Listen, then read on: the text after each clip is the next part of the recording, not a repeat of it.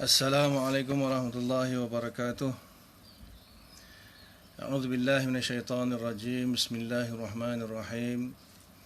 Innal hamdalillah nasta'inuhu wa nastaghfiruhu wa nu'minu bihi wa natawakkalu alayh.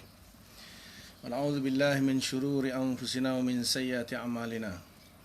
May yahdihillahu fala mudilla lahu wa may yudlilhu fala hadiya lahu. أشهد أن لا إله إلا الله وحده لا شريك له وأشهد أن محمدا عبده ورسوله اللهم صل على سيدنا محمد وعلى آله وصحبه أجمعين بارك وسلم أما بعد بسم الله الرحمن الرحيم والعصر إن الإنسان لفي خسر إلا الذين آمنوا وعملوا الصالحات وتواصوا بالحق وتواصوا بالصبر صدق الله العظيم وقال رسول الله صلى الله عليه وسلم Man salaka tariqan yaltamisu fihi ilman sahalallahu lahu bihi tariqan ilal jannah atau kama qala sallallahu alaihi wasallam. Alhamdulillah, syukur kita kepada Allah Subhanahu wa taala kerana asbab daripada tersebarnya wabak coronavirus ni. Jadi Allah Taala beri saya sedikit masa, bahkan banyak masa yang terluang di rumah. Jadi grup kita ni sebenarnya dah pun tertubuh bertahun-tahun dah, tapi tak ada pengisian, melainkan hanya perkongsian kuliah-kuliah ataupun maklumat kuliah saja. Jadi sempena sekatan pergerakan yang dikenakan oleh pihak kerajaan ni. Jadi kita pun sami'na wa ata'na lah, kita duduk di rumah. Jadi saya rasa ada baiknya untuk kita manfaatkan masa yang terluang ni untuk kita berkongsi semula pengajian-pengajian yang mana lebih kurang beberapa tahun yang lalu kita pernah buat pengajian di surah Al-Muttaqin lah. Jadi kini saya dah berpindah ke Hulu Langat di dalam madrasah tempat saya mengajar tu, quarters tempat tinggal para ustaz lah. Lebih kurang hampir 5 tahun juga kot dah pindah. Jadi semenjak tu tak ada pengajian-pengajian. Bahkan saya pun sibuk mengajar sampai pagi sampai petang, malam pula kuliah di surau masjid. Jadi sempena cuti wabak ni, InsyaAllah kita manfaatkan masa yang terluang ni untuk kita adakan pengajian yang berkaitan dengan akidah lah, insyaAllah. Nanti kalau ada masa lagi, kita mungkin bahas mai fiqh misalnya, bab-bab puasa kan dah dekat nak Ramadan ni, boleh juga dipertimbangkan insyaAllah. Jadi berbanding dengan pengajian yang kita adakan dulu 5-6 tahun yang dahulu di surah Al-Muttaqin di Sungai Besi tu. Jadi ada beberapa perkara lah yang mana yang saya dapati ada beberapa kesilapan yang saya sendiri lakukan lah. Kerana ketika itu ilmu mungkin masih belum mantap lagi. Dan sekarang ni pun sama je, tak mantap lagi. Cuma ada sedikit penambahan lah. Ada sedikit penambahan setelah kita mengajar, kemudian mentalaah kitab. Dan saya juga ikut juga pengajian-pengajian daripada ulama'-ulama' yang mahir dalam ilmu akidah. Antaranya Syekh Said Fudah, Babeli dan sebagainya lah. Jadi ada penambahan lah, dan juga mungkin perubahan-perubahan. Jadi rasanya kuliah-kuliah yang lama tu perlu diperhatikan semula. Kalau ada yang bercanggah dengan sekarang ni, maka anggap yang sebelum ni satu kesilapan daripada saya lah. Sebab ilmu ni dia semakin bertambah. Dia ada perkara yang kita katakan dahulu, sebenarnya perkara itu bukanlah satu perkara yang muktamad. Contoh macam Imam Syafi'i, dia ada qaul qadim, qaul jadid kan. Jadi apabila setelah dia Imam Syafi'i berhijrah ke Syam, kemudian ke Mesir, akhirnya menetap di Mesir. Dia telah membuat qaul jadid, dan dikatakan sebagian ulama qaul-qaul qadim itu telah dimansuhkan lah. Mana Imam Syafi'i beristihad dengan istihad yang baru setelah bertambahnya ilmu beliau. Beliau berguru dengan guru ataupun berguru dengan anak murid Imam Lais bin Sa'ad di Mesir. Akhirnya beliau membuat qaul jadid. Jadi begitu juga kita dalam ilmu ni, mungkin ilmu yang kita perolehi dulu setakat itulah yang kita tahu. Kemudian bila kita teruskan lagi mengaji dan mengaji, mungkin akan ada perubahan dalam ilmu kita. Ilmu ni takkan habis sampai minal mahdi ilal lahdi, daripada dalam buayan sampailah ke liang lahat, takkan habis. Ilmu Allah Ta'ala ni luas. Jadi itulah kita ada peringkat-peringkat yang kita lalui. Jadi ini ada beberapa penambahan lah, insya-Allah, dan mungkin perubahan terhadap perkara yang pernah saya sampaikan dalam kuliah-kuliah sebelum ni lah. Jadi insya-Allah kitab yang akan digunakan tu saya hanya jadikan rujukan sajalah. Saya mungkin takkan baca satu persatu ibarat dia sebab dia dalam bahasa Arab. Dan tebal pun kitab ni, mungkin tak selesai kot nak kata. Cuma saya ambil beberapa perkara yang penting dalam kitab ni, sebab kitab ni dikarang oleh ulama muasirin juga kalau tak silap saya, dan beliau memilih tajuk-tajuk yang menjadi kontroversi pada masa sekarang ni. Tajuk-tajuk yang menjadi kontroversi, dan terutamanya dalam bidang akidah lah, di masa kini. Tajuk kitab tersebut Masail Muhimmat min Ilmi Tauhid was Sifat, iaitu mentahqiqkan masalah-masalah yang penting di dalam ilmu tauhid dan sifat, ilmu akidah lah, ilmu akidah. Jadi bila saya perhatikan dia punya fahris dia ataupun tajuk-tajuk ataupun isi kandungan dia, didapati ada beberapa pembahasan yang memang sesuai untuk dibahas pada zaman sekarang, iaitu tentang tajuk besar dia lah. Saya rangkumkan tajuk besar dia tentang ilmu kalam, tentang pembahasan mengenai ilmu kalam. Yang mana kita tahu bahawa ilmu kalam ni kan satu perkara yang menjadi kontroversi di kalangan, terutamanya di kalangan orang yang tak memahami ilmu kalam sebenarnya. Nanti kita akan mulakan tajuk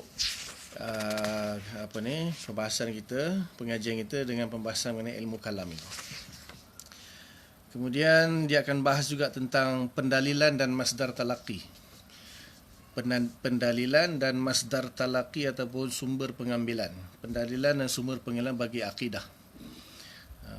Macam mana mazhab ahli sunnah wal jamaah, khususnya Asy'ariyah, membuat pendalilan di dalam akidah dan juga sumber pengambilan daripada akidah.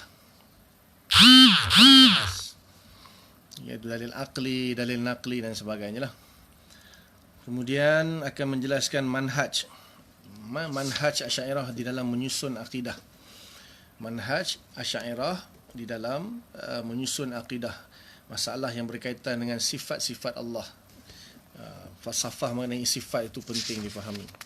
Kemudian juga akan disinggunglah pembahagian tauhid 3 yang dibuat oleh Ibn Taymiyah, tauhid 3 serangkai, tauhid uluhiyah, tauhid rububiyah, tauhid maksudnya.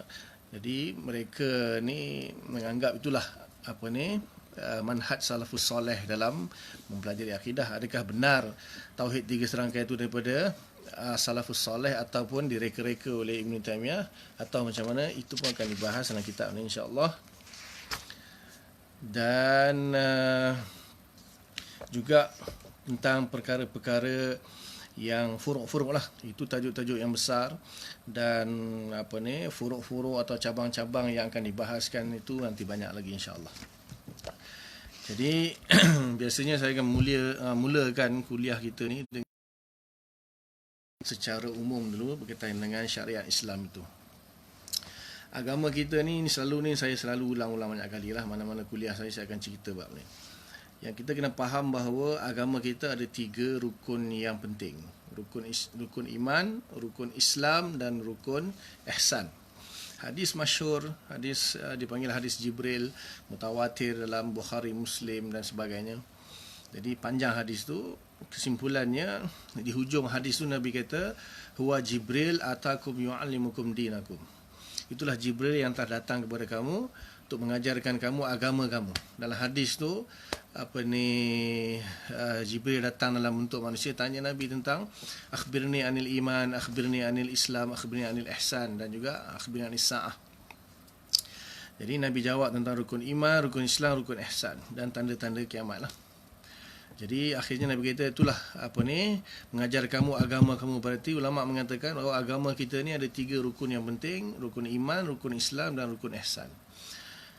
Dan rukun iman itu, daripada rukun iman itu kalau kita tengok, beriman kepada kiamat, kepada qada dan qadar. Jadi pembahasan yang ilmu yang membahas tentang rukun iman itu iaitu bidang ilmu yang dipanggil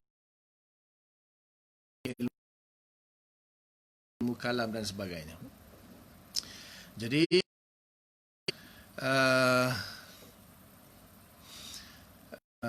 sangkut, dia memang line tak clear sikit lah. Dia kadang-kadang putus, sambung balik, putus, sambung balik.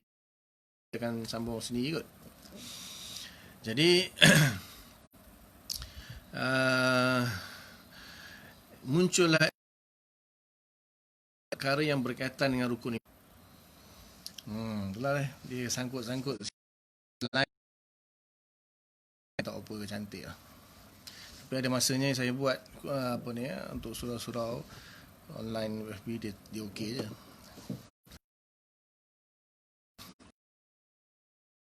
Ilmu tersebut, bidang-bidang ilmu tersebut muncul untuk kemudian untuk fiqh, untuk rukun Islam, iaitu bersyahadah, sembahyang 5 waktu, puasa, zakat, haji. Jadi muncul bidang ilmu yang namanya ilmu fiqh, ilmu syariat untuk bahaskan rukun Islam. Dan rukun ihsan itu muncul ilmu yang dipanggil ilmu tasawuf, ilmu akhlak, ilmu tazkiyatun nufus dan sebagainya lah, untuk membahaskan tentang ihsan. Jadi kalau kita tengok di zaman Nabi SAW, ketika Nabi masih hidup, dia tak ada istilahnya Nabi kata, wahai sahabatku, jom malam ni saya akan buat kuliah akidah. Waktu besoknya malam ni kita buat kuliah fiqh. Tak ada.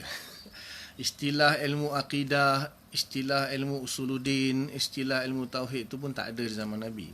Istilah ilmu fiqh, istilah ilmu syariat, ilmu tasawuf, ilmu akhlak tu, istilah-istilah tu tak ada. Bidang-bidang ilmu tu pun tak ada.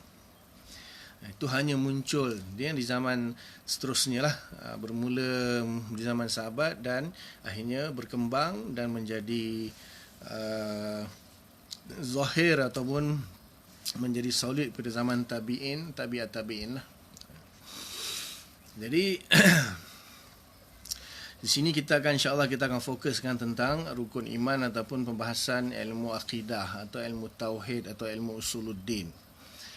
Jadi sebenarnya kalau kita tengok makna dia sebenarnya sama saja, cuma dari sudut yang berbeza, dari perspektif yang berbeza tu dia akan memberi makna yang berbeza lah. Dinamakan sebagai ilmu usuluddin sebab dia merupakan usul dalam agama kita. Bermaksud kalau orang tu dia tidak ada rukun iman, dia bukan orang yang beriman, maka dia buat baik sekalipun, dia semayang ke, dia puasa ke, dia zakat sedekah ke, dia haji ke, atau dia buat apa kebaikan sekalipun, dia tidak akan mendapat apa faedah di akhirat nanti. Ya, walaupun ada pembahasan jugalah, ada yang mengatakan ada juga faedah orang kafir ni dia buat amalan kebaikan. Itu kemudian kita bahas. Kerana dia merupakan hanyalah furu' ataupun cabang. Itu adalah usul. Bermaknanya kalau ada usul baru boleh ada cabang. Cabang ni tidak akan muncul kalau tidak ada usul.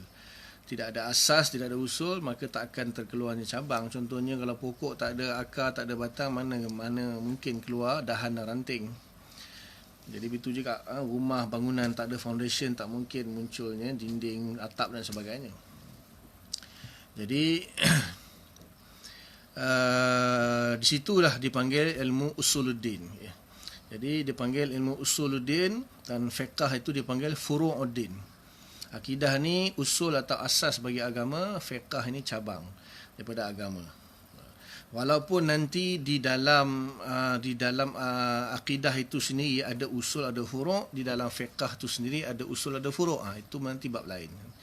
Nanti kita pecahkan kemudian. Ini dilihat dari sudut sah atau tidaknya seseorang itu untuk dia mengamalkan Islam, dia mestilah ada iman. Dia mesti iman yang sah, beriman dengan rukun iman yang 6, maka baru boleh dia beramal dengan rukun Islam. Seperti orang munafik di zaman Nabi kan. Orang munafik dia syahadah, dia semayang, dia puasa. Tapi apa yang mereka lakukan itu, syahadah, semayang, puasa dan sebagainya, tidak sah kerana mereka dalam hati dia tak beriman. Sebab tu dia katakan rukun iman ni usuluddin. Itu dari sudut itu. Adapun nanti dalam usuluddin itu sendiri ataupun akidah itu sendiri, ada usul, ada furu'. Dalam fiqh pun ada usul, ada furu'. Kemudian saya akan jelaskan. Kemudian dinamakan ilmu akidah. Ilmu akidah. Akidah di sini diambil daripada perkataan bahasa Arab yang berbunyi al-aqdu. Al-aqdu itu ikatan. Itu satu ikatan. Jadi akidah tu mengikut wazan fa'ilah, itu sifat musyabbahah yang bermakna, boleh bermakna isim fa'il, boleh bermakna isim maf'ul. Jadi di sini diambil makna isim maf'ul lah, iaitu akidah bermaksud mu'taqad. Akidah di sini bermaksud mu'taqad, perkara yang diiktikadkan. Perkara yang wajib diiktikadkan dipanggil mu'taqad dan dipanggil akidah. Sifat musyabbahah itu memang mewakili dia lah biasanya, isim fa'il atau isim maf'ul. Bagi yang belajar bahasa Arab tu mungkin faham lah kot. Jadi akidah bermaksud mu'taqad, perkara yang diiktikadkan. Jadi rukun iman yang 6 itu merupakan perkara yang kita wajib i'tiqad. Wajib kita beriman, wajib kita makrifat, wajib kita i'tiqad. Nanti saya akan jelaskan apa beza iman dengan i'tiqad dengan makrifat itu kemudian insya-Allah. Ada beza tu.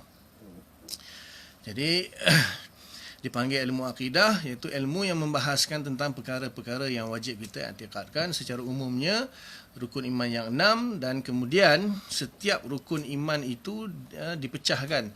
Beriman, apa makna beriman kepada Allah, apa makna beriman kepada malaikat, apa makna beriman kepada kitab, apa makna beriman kepada nabi rasul, apa makna beriman pada hari kiamat, apa makna beriman kepada qada dan qadar. Itu nanti akan dipecahkan lagi secara tafsil. Kemudian dipanggil juga ilmu tauhid. Dipanggil ilmu tauhid kerana pembahasan yang paling penting dan yang paling banyak di dalam ilmu akidah itu atau ilmu usuluddin itu ialah berkaitan dengan Allah Subhanahu Wa Taala. Jadi di situ dinamakan ilmu tauhid kerana fokus kepada Allah Subhanahu Wa Taala. Jadi kita dituntut untuk mentauhidkan Allah Subhanahu Wa Taala.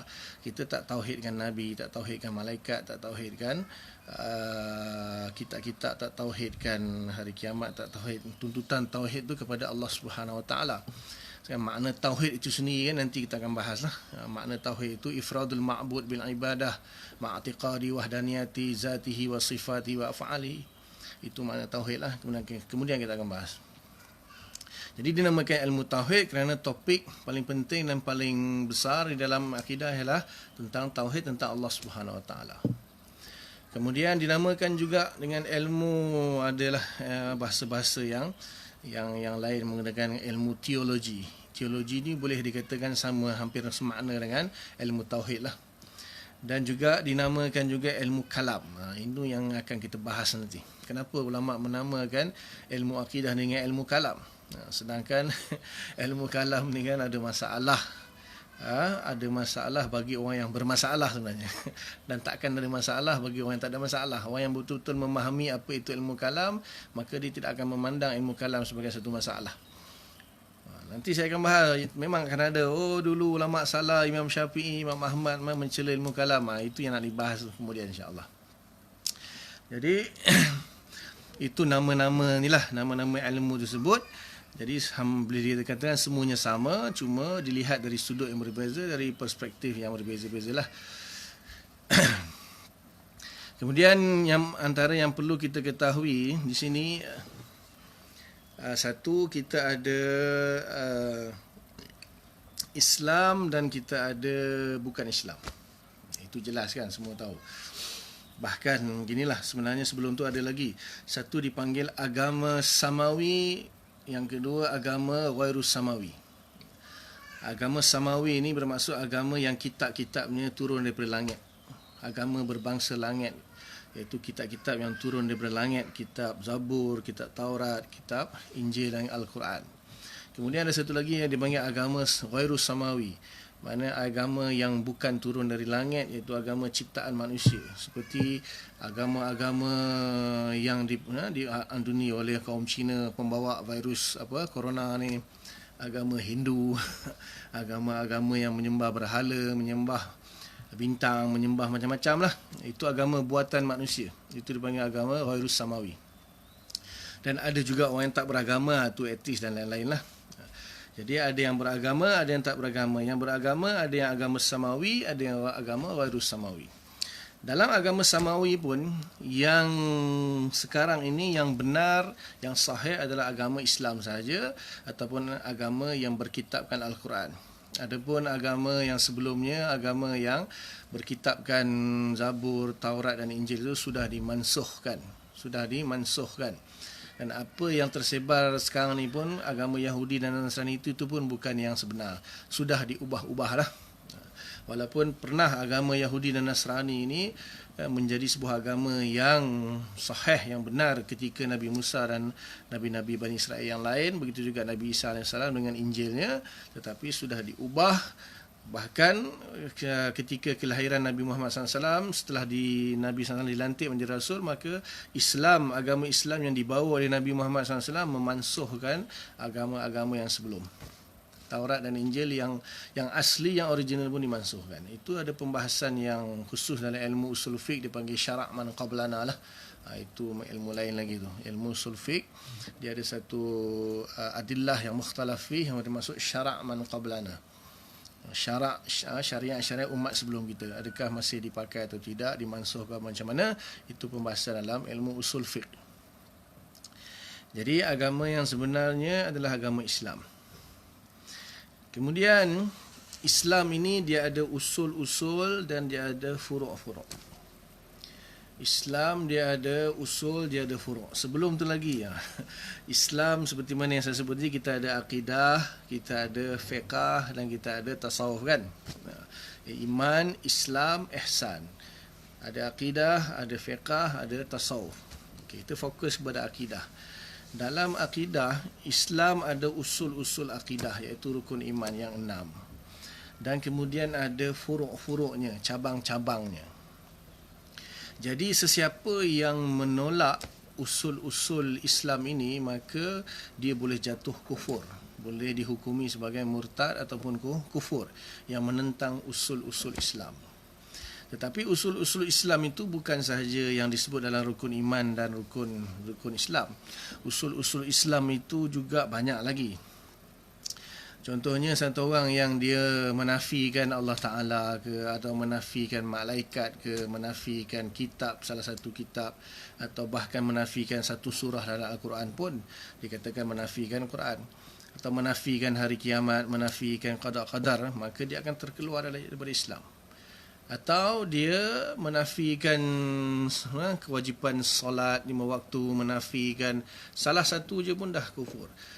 Kemudian menafikan kewajipan puasa Ramadan, menafikan kewajipan zakat bagi yang mampu, yang cukup haul nisab, menafikan kewajipan haji bagi yang mampu, maka dia terkeluar dari Islam. Sebab itu usul Islam. Dan selain daripada itu pun banyak lagi usul-usul Islam, iaitu apa-apa yang telah disepakati. Ma ulima minad din bid darurah dia panggil. Ma ulima minad din bid darurah, perkara-perkara yang diketahui daripada agama secara daruri, secara pasti, secara yang telah disepakati oleh semua umat Islam, semua ulama Islam dan umat Islam.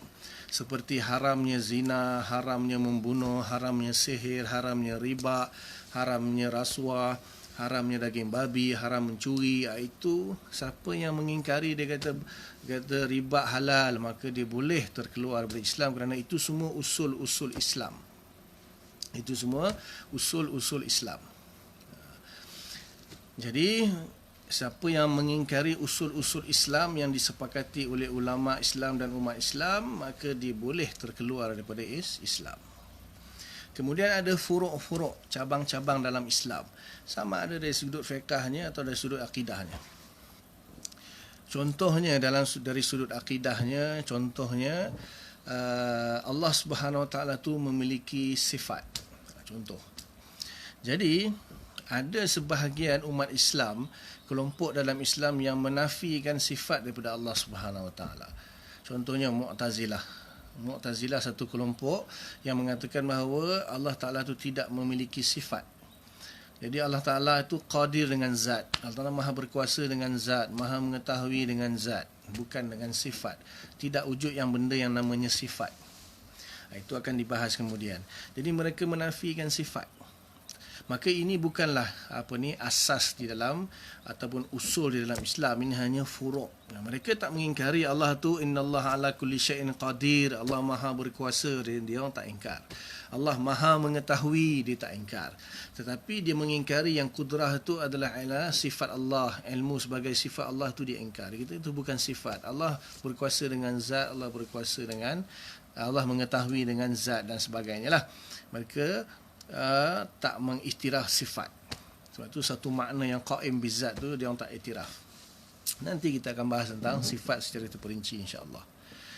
Jadi bagi mereka yang mengingkari sifat misalnya, maka ini bukanlah satu yang dikatakan usul ataupun asas dalam Islam, dalam agama Islam. Ini adalah furuk ataupun cabang.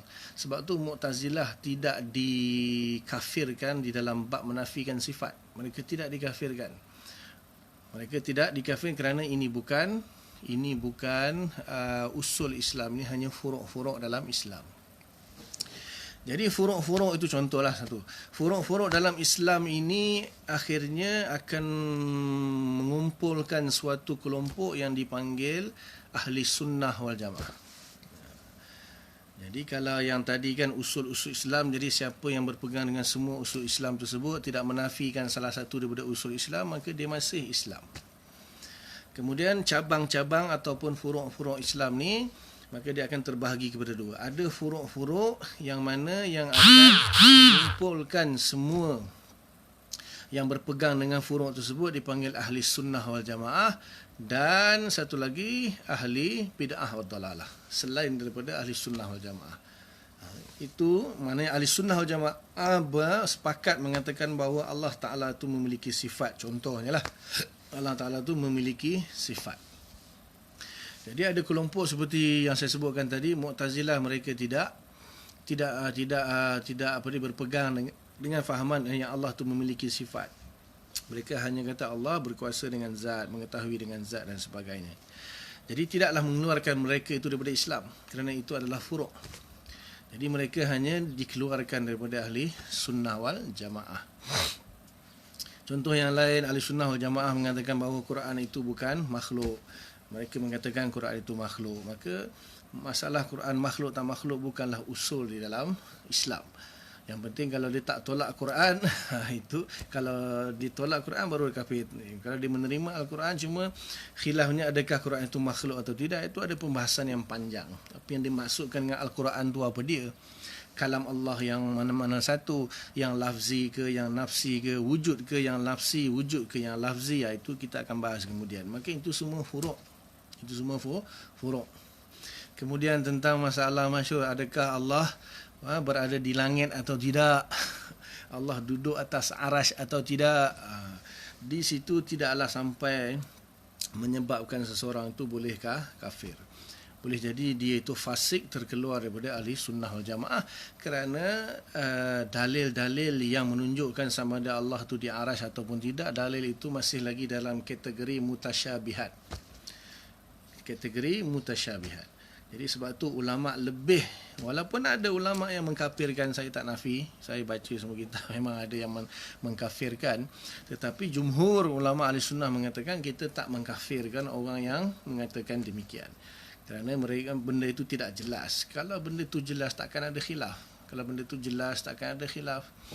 Maka di situ, oleh kerana dia merupakan perkara yang tidak jelas, perkara furuk, perkara cabang, maka mereka masih lagi Islam tetapi terkeluar daripada ahli sunnah wal jamaah. Dan nantilah contoh-contoh yang lain akan saya berikan. Ini gambaran umum sahaja. Jadi ada Islam bukan Islam. Kemudian Islam ada yang usul, ada yang furuk. Jadi di dalam usul, siapa yang menafikan usul Islam boleh terkeluar dari Islam. Kemudian furuk-furuk ni terbahagi kepada dua. Satu furuk-furuk yang menjadi usul ahli sunnah wal jamaah. Furuk yang menjadi usul ahli sunnah wal jamaah. Kemudian selain daripada ahli sunnah, mereka yang selain daripada ahli sunnah wal jamaah, maknanya mereka tak sepakat terhadap usul ahli sunnah wal jamaah. Maka ada usul Islam, furuk Islam. Ada usul ahli sunnah wal jamaah, ada furuk ahli sunnah wal jamaah. Jadi furuk ahli sunnah wal jamaah ni pula, tadi kan ada usul ahli sunnah wal jamaah. Faham Islam tu ada furuk, ada usul, ada furuk. Di bawah usul itu semuanya Islam lah. Siapa yang menafikan boleh terkeluar dari Islam. Di bawah furuk Islam ni dipecah dua, satu ahli sunnah wal jamaah, satu ahli bid'ah wa dhalalah. Jadi usul yang dipegang oleh ahli sunnah wal jamaah itu, kalau diingkari maka orang itu dianggap sebagai bukan ahli sunnah wal jamaah. Kemudian ahli sunnah wal jamaah juga mempunyai furuk dia. Ahli sunnah wal jamaah juga mempunyai furuk.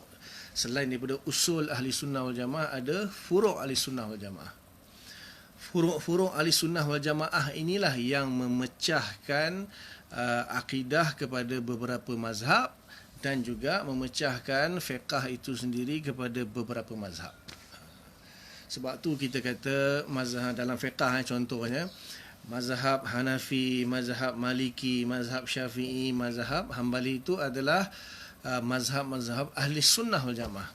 Jadi kalau mereka itu ahli sunnah wal jamaah, kenapa mereka perlu pecah kepada 4 mazhab? Itu kan? Jadi sebab apa mereka berpecah? Kerana mereka berpecah dari sudut furuk. Berpecah ataupun berbeza pendapat dari segi furuk fiqh. Adapun usul fiqh ahli sunnah wal jamaah, mereka sepakat. Semayang 5 waktu sepakat. Tak ada mazhab ni semayang zuhur 3 rakaat, mazhab tu semayang zuhur 6 rakaat. Tak ada. Semua semayang zuhur 4 rakaat. Bahkan sebahagian yang bukan ahli sunnah wal jamaah pun sepakat dengan usul-usul ahli sunnah wal jamaah. Jadi yang saya katakan yang tak sepakat dengan usul ahli sunnah wal jamaah ni bukan semua. Ada sebahagian saja.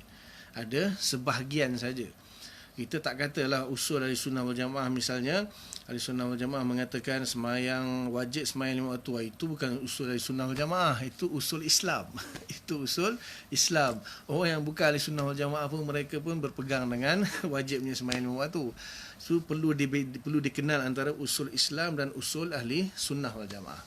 Usul ahli sunnah wal jamaah ni hanya furuk-furuk Islam saja, dijadikan sebagai usul ahli sunnah wal jamaah. Kemudian ahli sunnah wal jamaah pula, mereka juga berbeza pendapat di dalam furuk ahli sunnah wal jamaah. Jadi setelah, kan contohnya saya bagi tadi, ahli sunnah wal jamaah mengatakan Allah Subhanahu wa taala itu memiliki sifat. Sedangkan Mu'tazilah misalnya menafikan sifat, maka mereka terkeluar daripada ahli sunnah wal jamaah kerana menafikan sifat, tapi masih Islam. Sebab mereka percaya Allah tu qadir, Allah tu alim, mereka percaya. Kemudian dalam ahli sunnah wal jamaah, misalnya mereka mempercayai bahawa Allah itu sifat, tetapi di dalam memahami sifat juga ada sikit perbezaan di kalangan ahli sunnah wal jamaah. Itu nanti kita akan pergi lebih dalam lagi lah, di mana perbezaan di antara Asy'ariyah dan Maturidiyah dan juga manhaj salafus soleh dan ahlul hadis. Nanti kita akan ceritakan kemudian. Begitu juga dalam fiqh, kan, dalam fiqh contohnya perbezaan dari segi furuk fiqh. Ada yang kunut subuh mazhab Syafi'i, mazhab lain tak kunut subuh.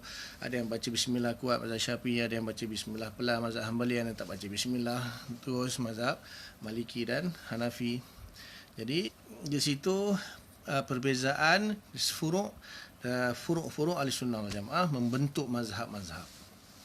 Okay, saya tak nak cerita pasal fiqh, nantilah bab fiqh kita akan buka yang lain, insya-Allah. Ni kita fokus kepada akidah.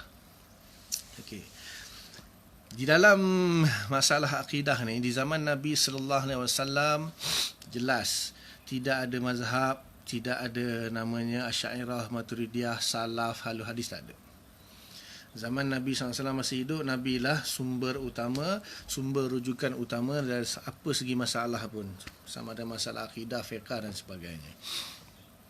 Dan sahabat-sahabat itu memahami akidah daripada Rasulullah SAW dan mempraktikkan, menghayati akidah itu dalam kehidupan mereka. So tak ada unsur wujudnya khilaf di situ tentang akidah, tak ada.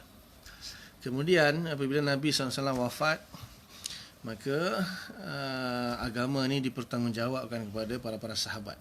Dan para sahabat ni mereka sibuk dalam berdakwah. Sibuk dalam berdakwah, menyebarkan agama Islam ke serata dunia lah. Sehingga kan zaman Sayyidina Umar radhiyallahu taala anhu itu Islam tersebar hampir 2/3 dunia.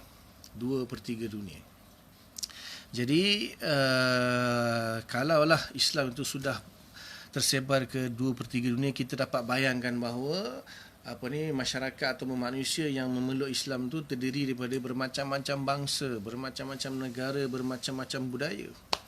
Kan? Sedangkan Islam itu asal turun pada orang Arab sahaja. Nabi SAW berbangsa Arab Quraisy. Al-Quran pun diturunkan dalam bahasa Arab yang berbahasa Quraisy.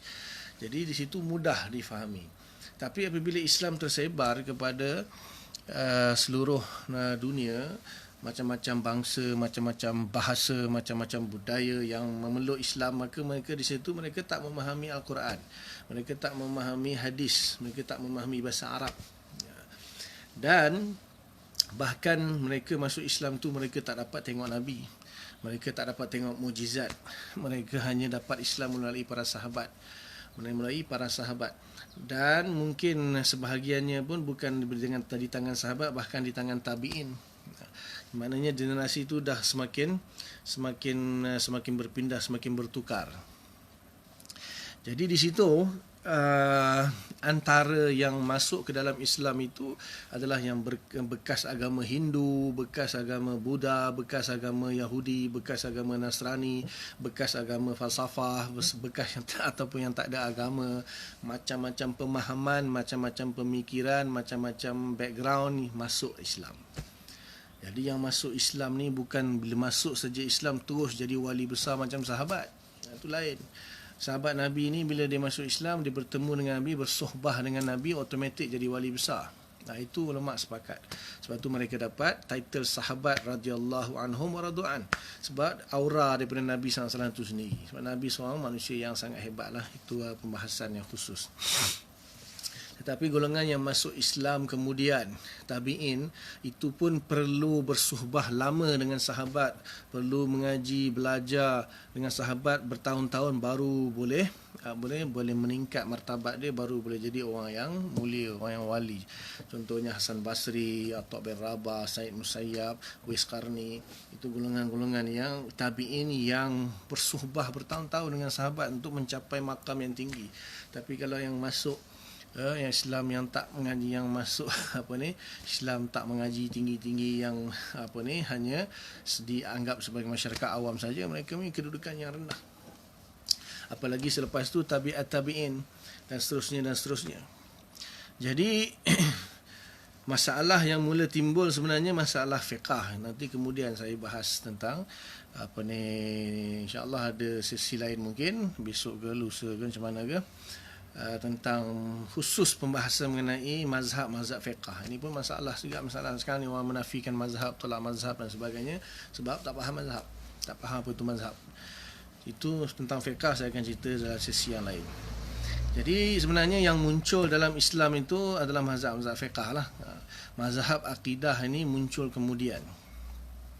So di zaman Nabi, kemudian zaman sahabat, di zaman tabi'in itu, dia boleh dikatakan tidak ada masalah akidah yang ketara, ataupun tidak ada masalah akidah yang berat.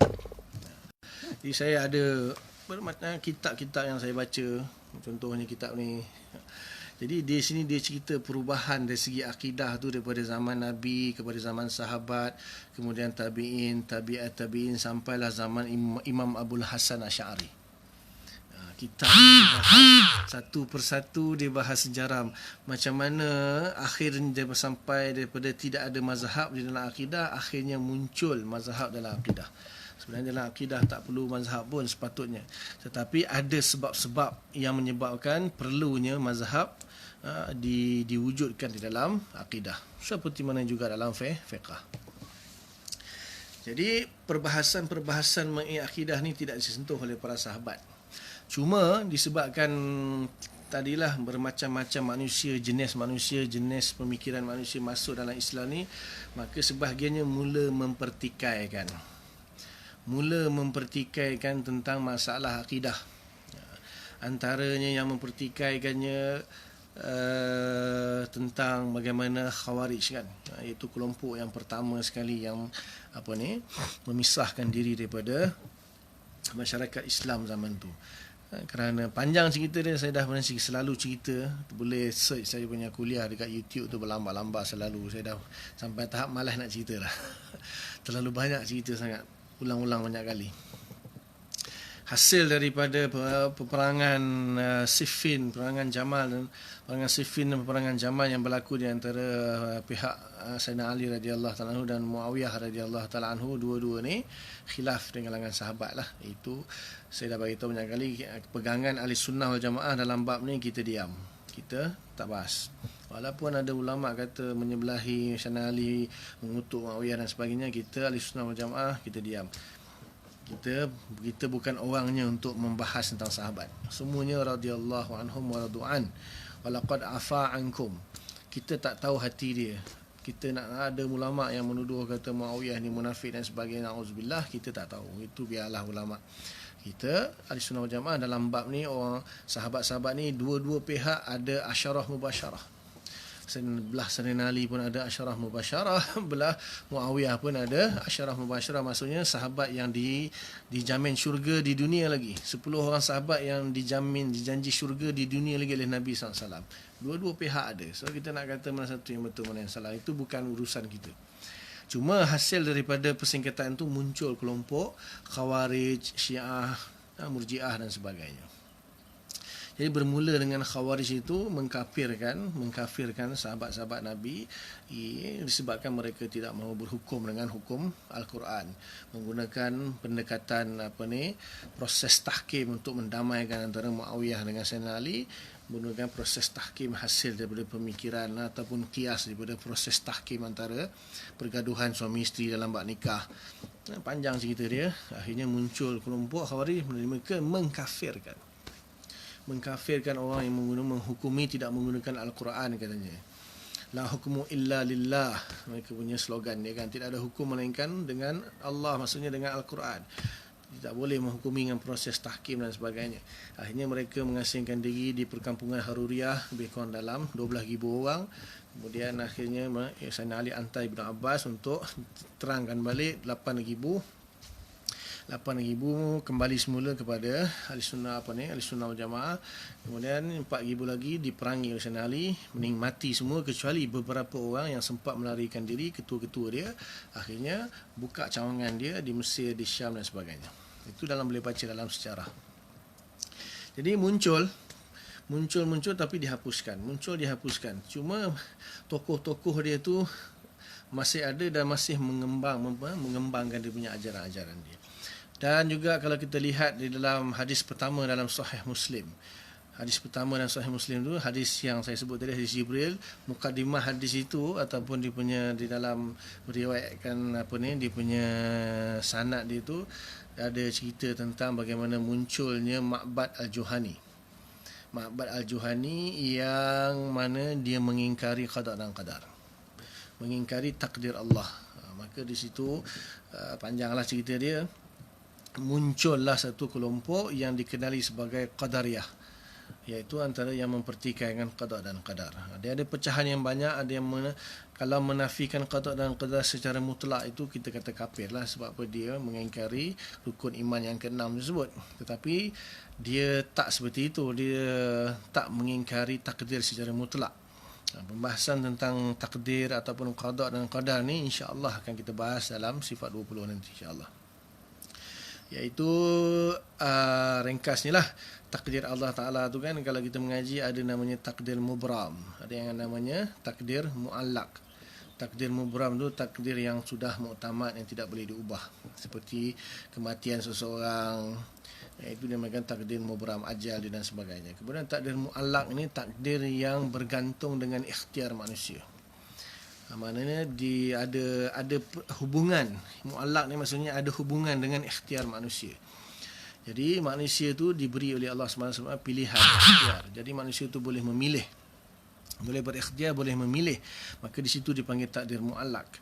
Itu pembahasan yang agak panjang. So mereka menafikan takdir mu'allaq ini adalah daripada Allah Subhanahu Wa Taala. Maksudnya Allah Taala tidak mentakdirkan perkara-perkara yang ikhtiari, yang menjadi pilihan manusia.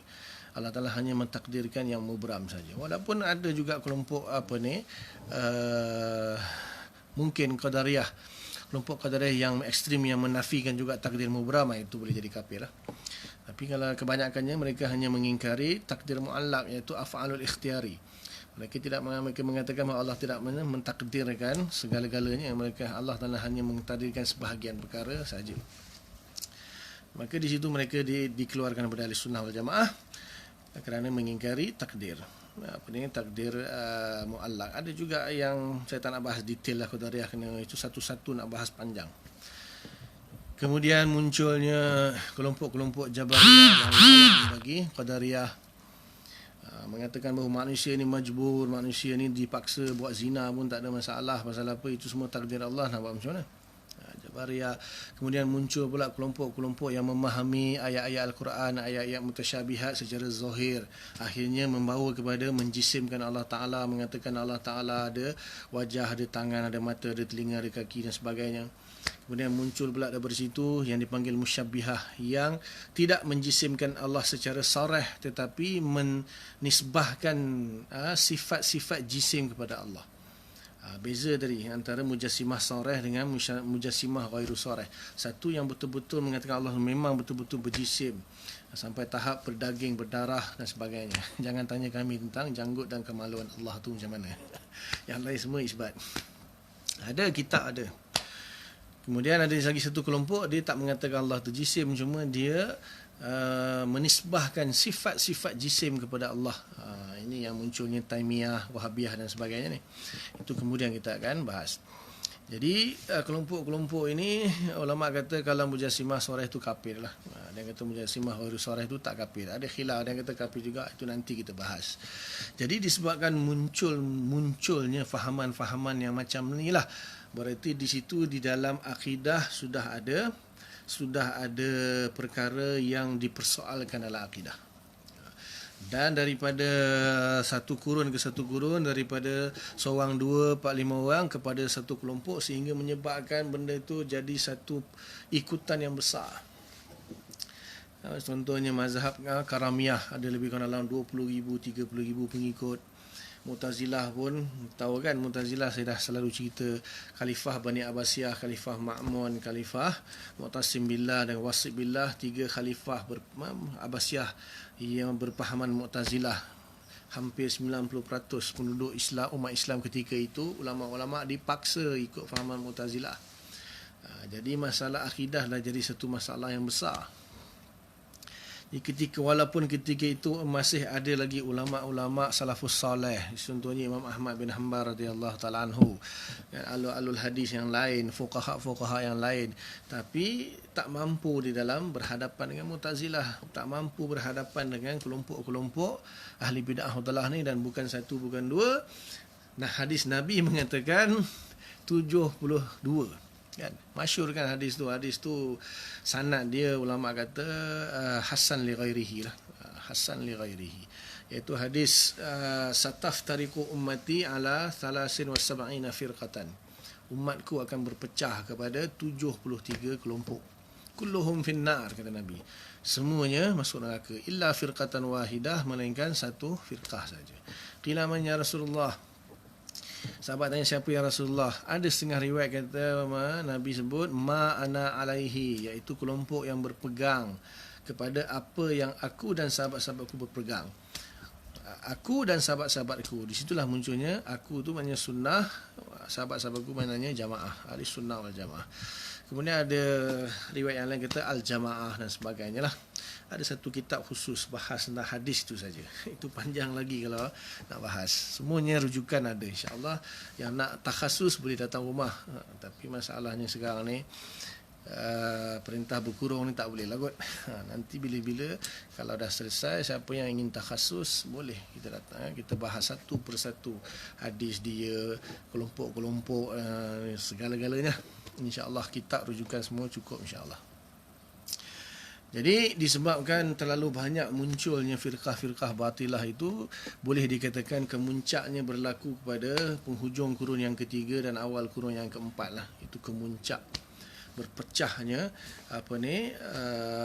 umat Islam kepada fahaman-fahaman yang melibatkan akidah. Fahaman-fahaman yang melibatkan akidah kepada 72 pasal apa, walaupun saya sebut sikit tadi kan. Yang ulama biasa sebut itu Khawarij, Syiah, Murji'ah, Qadariyah, Jabariyah, Mu'tazilah, Mujassimah, Musyabbihah. Itu hanya yang kelompok-kelompok besar dia. Syiah sendiri pecah beberapa puluh ataupun beberapa belas. Khawarij pun pecah beberapa belas. Mujassimah pun pecah, Mu'tazilah pun pecah, Qadariyah pun pecah, semuanya pecah. Jadi setengah ulama kata yang dimaksud oleh Nabi 72 itu maknanya banyak. Dia bukan sekaligus 72 sepanjang zaman, tak ada. Dia akan muncul, tenggelam, timbul, muncul. Sampai kan zaman kita pun ada kan, fahaman ayah pin pun ada. Kan, macam-macam lagi ada. Jadi nak menunjukkan banyaknya kelompok-kelompok yang sesat dalam akidah. Dan ulama sepakat bahawa yang Nabi katakan kulluhum finnar itu, adakah kulluhum finnar itu maksudnya kulluhum finnar maksudnya masuk neraka selama-lamanya? Jadi ulama mengatakan bahawa tidak selama-lamanya. Tidak selama-lamanya sebab apa? Di situ Nabi katakan sataftariku ummati.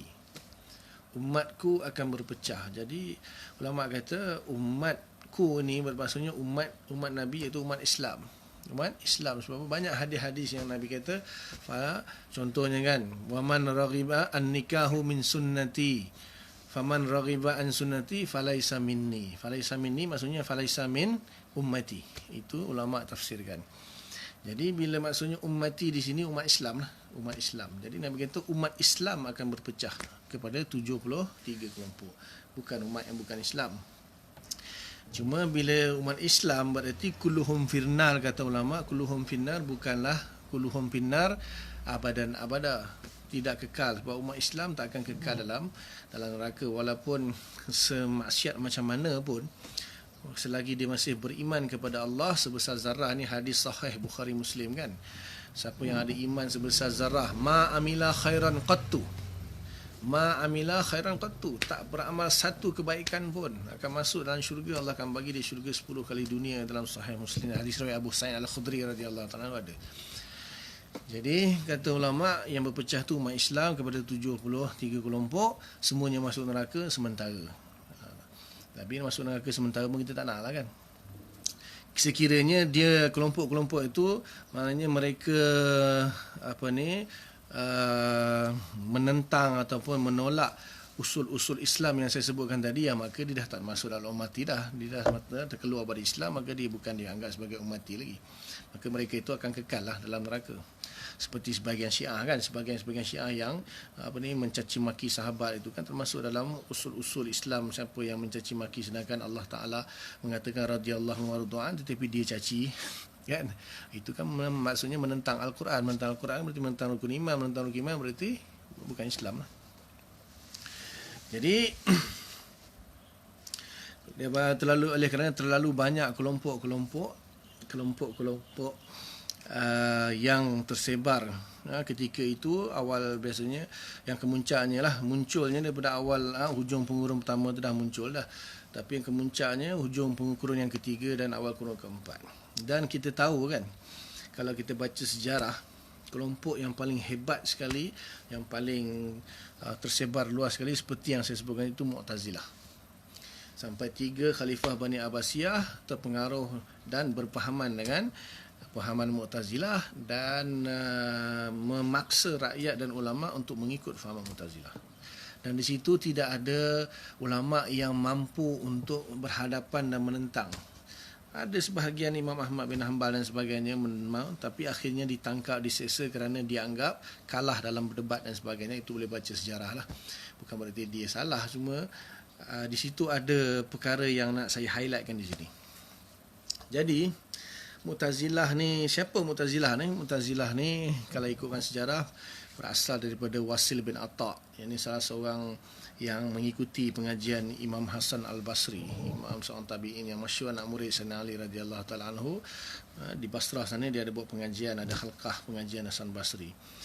Satu hari ada satu orang tanya tentang kepada Hasan Basri, wahai Syekh, apakah nasib seseorang Islam yang dia ni Islam, dia berbuat dosa besar, kemudian tak sempat dia bertaubat, dia mati, dia meninggal dunia, apa nasib dia di akhirat? Adakah dia masih dianggap Islam, beriman, ataupun dia dianggap kufur? Maka sebelum sempat Imam Hasan Basri jawab, maka bangkit satu orang namanya Wasil bin Atta'. Maka dia kata bahawa orang itu, dia katakan iman pun tidak, Islam pun tidak. Iman tidak, kufur pun tidak. Orang yang berbuat dosa besar, mati sebelum sempat taubat, dia Islam tidak, kufur pun tidak. Dia di tengah-tengah, di antara Islam dan kufur. Iaitu dia berada pada manzilatun bainal manzilatain, satu tempat di antara dua tempat, satu kedudukan di antara dua kedudukan, antara iman dan kufur. Dan tempatnya di neraka lah. Jadi Hasan Basri dengar jawapan tu, dia tak setuju lah. Sebab apa? Dalil-dalil ahli sunnah wal jamaah mengatakan bahawa selagi orang tu tidak syirik kepada Allah Ta'ala, sebesar mana dosa dia buat pun, kalaulah Allah tak ampunkan dia ke, ataupun dia tak sempat bertaubat, dia akan dibakar dalam api neraka, tetapi tetap akan dikeluarkan daripada neraka, walaupun sebesar zarrah iman dia, ma'amila khairan qattu, tak pernah buat satu kebaikan pun, semua buat jahat je, maka tetap akan dimasukkan dalam syurga. Itu jelas hadis sahih Bukhari Muslim. Dalam Quran pun beritahu kan, dosa yang tidak terampun oleh Allah itu hanya dosa syirik saja. Jadi Hasan Basri telah menghalau Wasil bin Atta' daripada majlis dia, dan akhirnya Wasil bin Atta' tu dia diiktizalkan. Maksudnya dihalau tu maksudnya diiktizalkan, disisihkan daripada majlis tersebut. Akhirnya dia buka satu majlis yang baru, dan ada beberapa pengikut dia yang ikut dia. Akhirnya di situlah bermulanya Mu'tazilah menurut satu pendapat.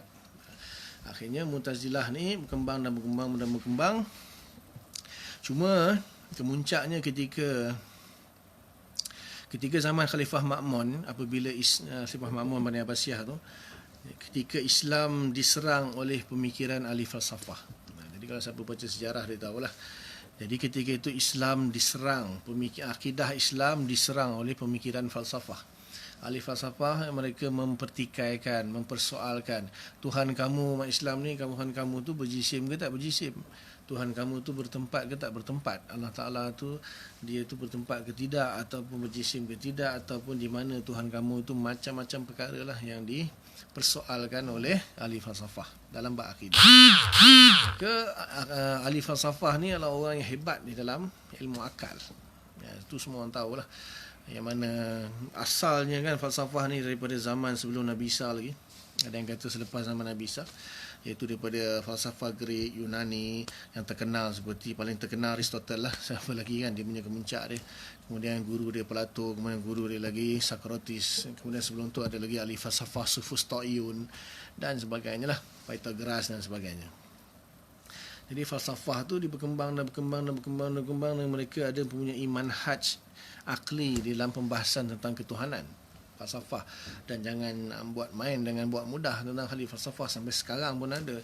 Kalau kita misalnya berhadapan dengan mereka belum tentu kita boleh berdebat dengan dia. Dia orang ni punya satu pemikiran yang hebat di dalam membahas tentang ketuhanan. Kita pun tak boleh nak jawab kadang-kadang. Jadi benda tu berlaku di zaman Khalifah Ma'mun. Akhirnya Khalifah Ma'mun memerintahkan ulama-ulama Islam untuk mengkaji falsafah supaya kita dapat memahami usul-usul akli falsafah ni, dan kita boleh lawan dia balik. Maka para ulama tersebut pun memang mengkaji, belajar bahasa-bahasa Yunani dan sebagainya, mengkaji kitab-kitab falsafah. Kemudian akhirnya menterjemahkan ke dalam bahasa Arab, dikaji dan bangkit untuk menentang falsafah. Jadi sebenarnya kelompok yang bangkit menentang falsafah ni lah kelompok Mu'tazilah. Kelompok Mu'tazilah ni lah yang bangkit untuk menentang falsafah. Jadi mereka ada jasa sebenarnya dalam Islam. Mereka bangkit menentang falsafah sebab mereka telah mengkaji falsafah, mengkaji buku-buku falsafah, teori-teori akal falsafah. Akhirnya mereka lawan balik. Sayangnya mereka ini sedikit terpengaruh. sedikit terpengaruh. Itu panjanglah kalau nak bahas. Maknanya biasanya orang kalau dia terlalu banyak berhadapan dengan satu kelompok itu, boleh jadi dia akan terpengaruh kerana hujah-hujah yang hebat daripada pihak lawan.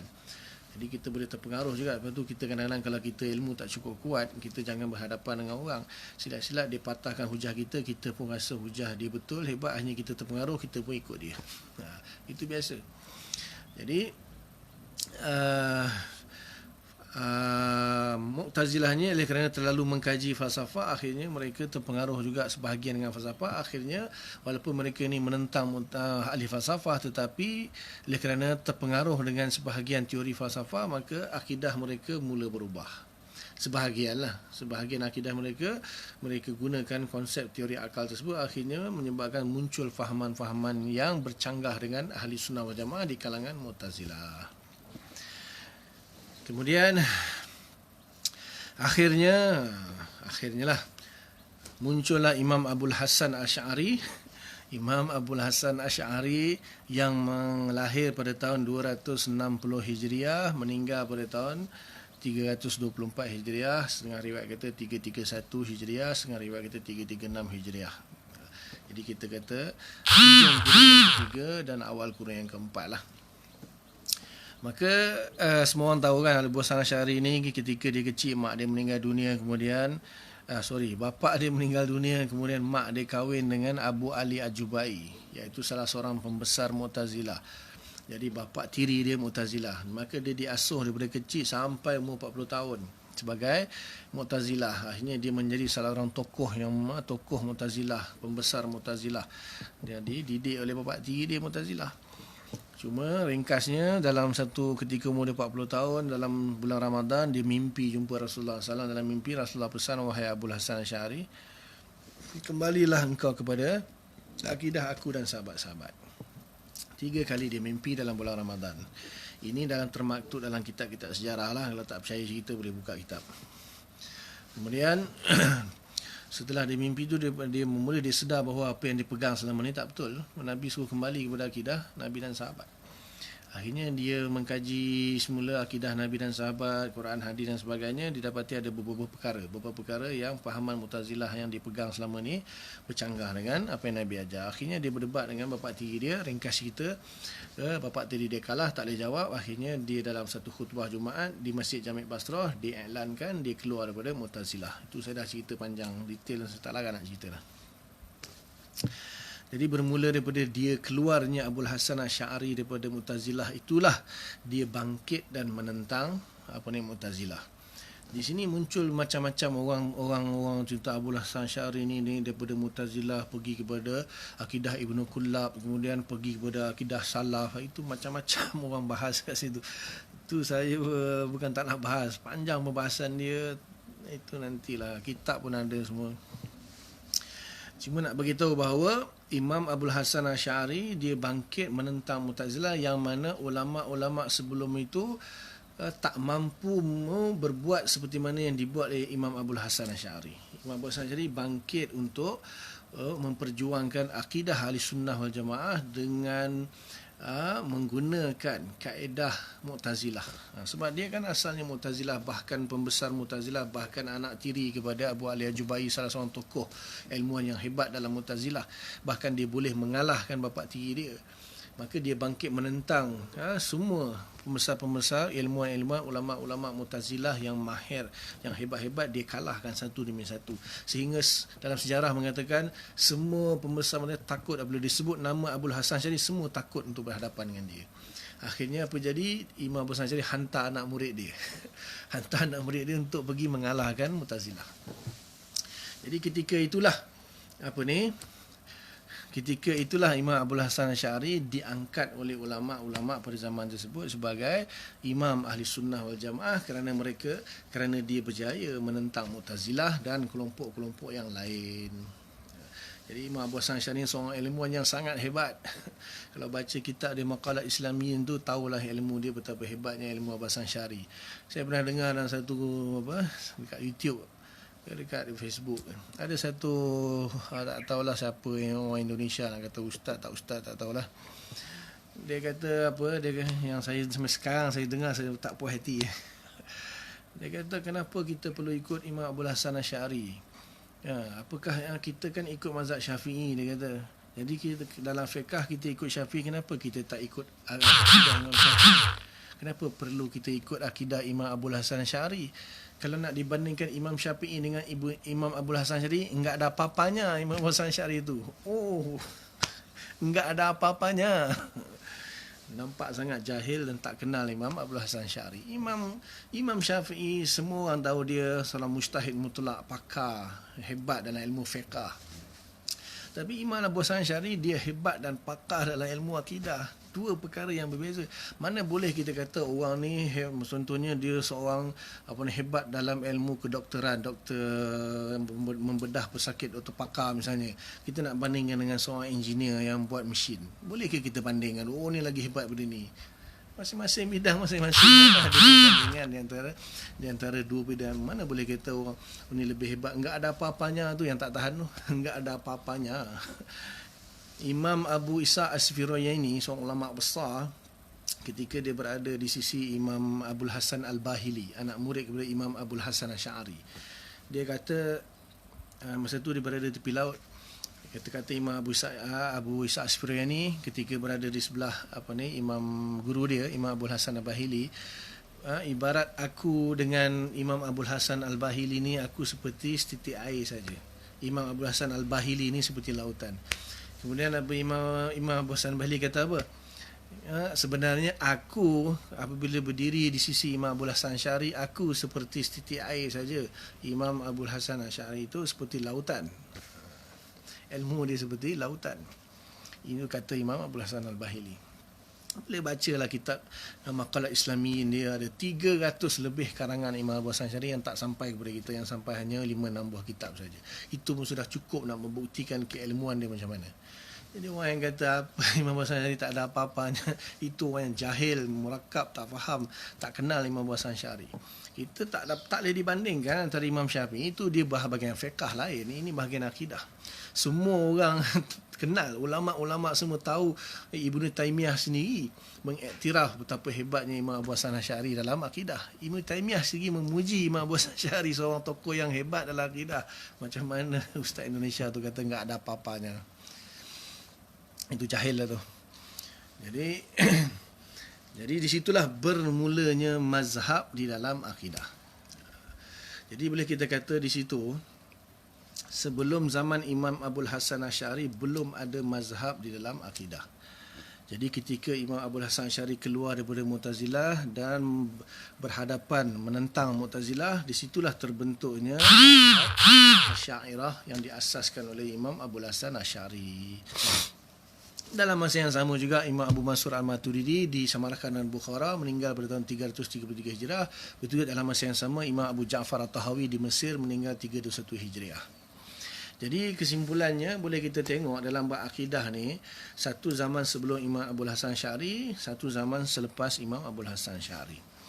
Zaman sebelum Imam Abdul Hasan Asy'ari kita kata manhaj dalam akidah itu manhaj salafus soleh ataupun manhaj alul hadis atau manhaj fuqaha, manhaj a'immatul arba'ah lah. Manhaj a'immatul arba'ah iaitu Imam Hanafi, Imam Maliki, Imam Syafi'i, Imam Ahmad bin Hanbal.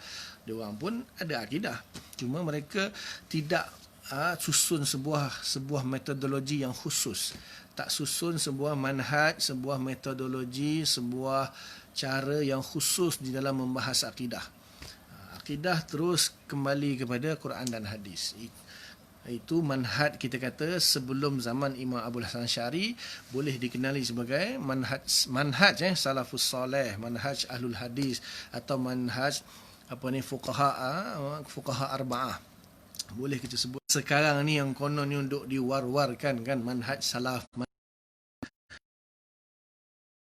Faham satu kena faham, akidah perkara lain. Itu saya akan bahas. Itu kan saya sebut tadi, maksudnya perkara yang kemudian manhaj ataupun mazhab